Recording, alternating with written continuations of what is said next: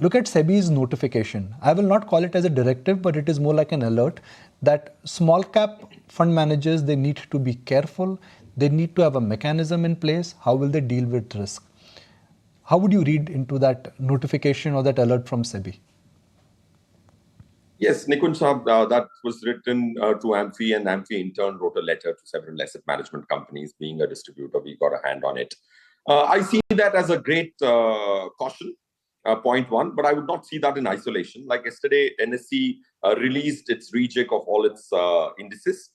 There you see that they've changed, of course, an initial reaction, I may be wrong, but they've moved from market cap mechanism to free float mechanism. So point one is SEBI is not doing one thing in isolation.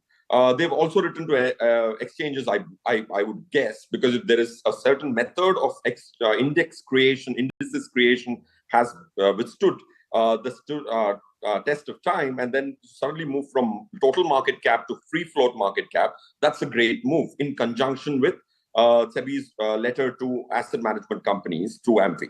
That's point one. Point two, now they've made 34 changes instead of their limit of 25 changes yesterday night.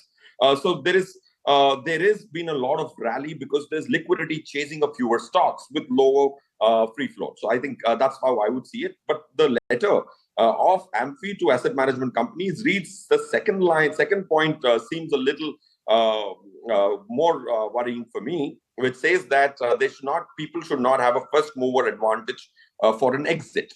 I don't know how AMCs would react to that, but I think if an individual investor has bought a scheme with a fair understanding of how easy he can get out, if you restrict that person's exit, which is changing the rule midway in the game, might have a larger collateral damage in terms of sentiment.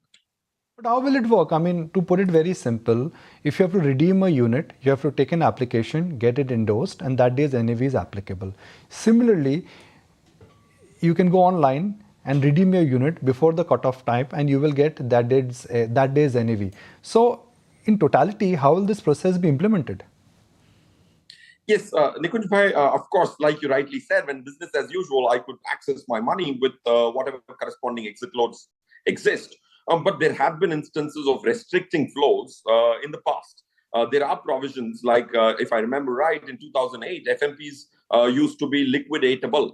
But there was a directive where FMPs which were which were bought from a perspective of an exit possibility were locked in as well. We also saw some cases during adverse situations. A fund has the provision to put a stop to redemptions. I don't think it'll get there, but it's each asset management company's reaction to that second point. I think exit load changes could be there with a 6 months window for a person to act, because that's also a provision. If you make any changes to the KIM, you have to give a person 6 months window or 1 month window to exit if he doesn't like the new rule. As percentage of the total AUM which you are advising, how much is in small cap, how much is in mid cap? And are you consciously looking at advising your clients that, look, the risk reward ratio is not there in small and mid cap stocks?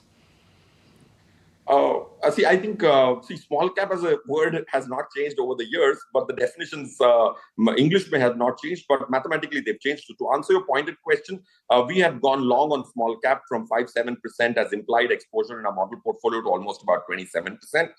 We are wanting to book profits anywhere in the next 1-2 months from 1 or 2 schemes of small cap, because that's generated about 55-60% absolute return and about 30% alpha over Nifty for this year. So we may reduce in the month of March, point one, but not from a huge fear perspective. But I think it's always good practice. If you go right too soon, in God's grace, you should take some money off the table. That could be the sentiment. But having said which, I think small cap index has gone through some changes. The largest weight of small cap index yesterday has moved to mid cap, which is Suzlon Energy.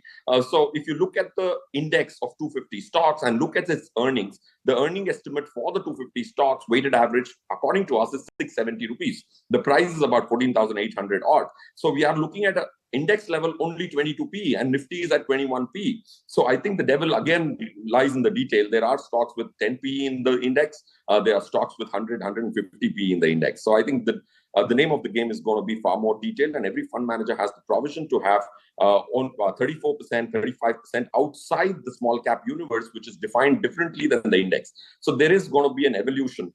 I think that's the process of a market becoming more mature. Oh, yes, indeed. And do you think that in large part, Feroze, that